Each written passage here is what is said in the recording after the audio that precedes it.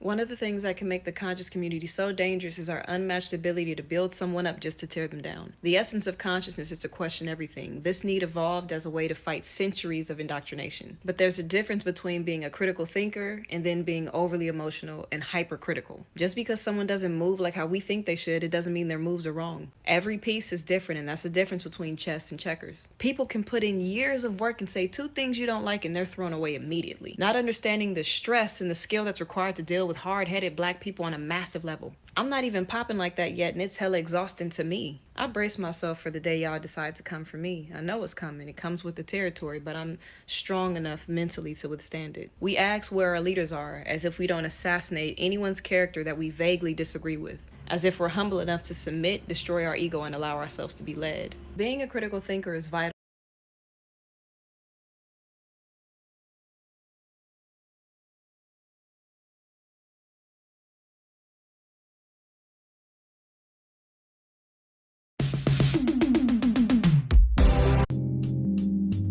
Hello, I have another tutorial for my wonderful subscribers.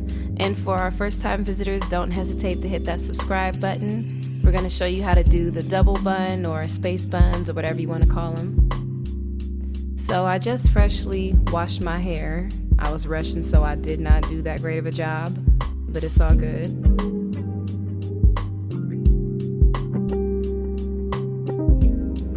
So what I'm going to do first, my hair is already pretty detangled because I use the Orange Rosemary Co-Wash. I'm going to get my favorite leave-in conditioner, which is the Shea Coconut Body Conditioner and Moisturizer.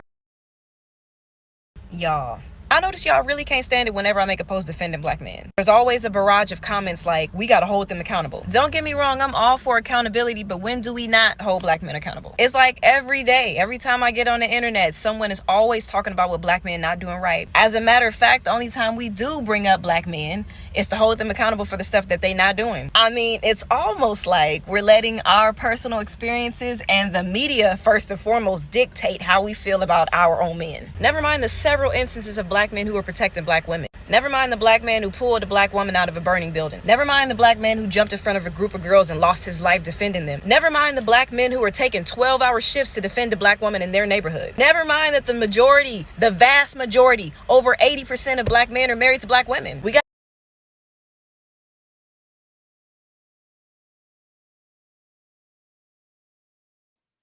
um the commercials where it was African children and they were starving and they had flies all on their stomach and their face and all that. We saw the negative propaganda. We saw that. We saw it, but did we allow that to shape our whole totality of worrying about us and us trying to and they killed the leaders of those organizations and flooded those communities. And what happened with us? The reason why you're able the reason why you're able to enjoy the luxuries that you have here today is because of the foundation and the groundwork that we laid.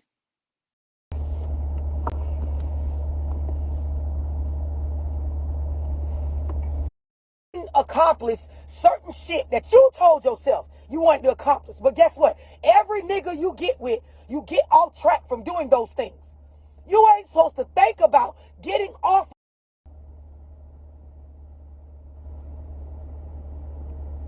real value. Your ass won't sit around and be thinking this basic minimum shit that attract. Don't realize that your baby daddy having a baby with him and all use your ass to get to the point where he got himself together enough to attract the type of female he actually wanted. 35 years old, and I was never taught the significance of credit.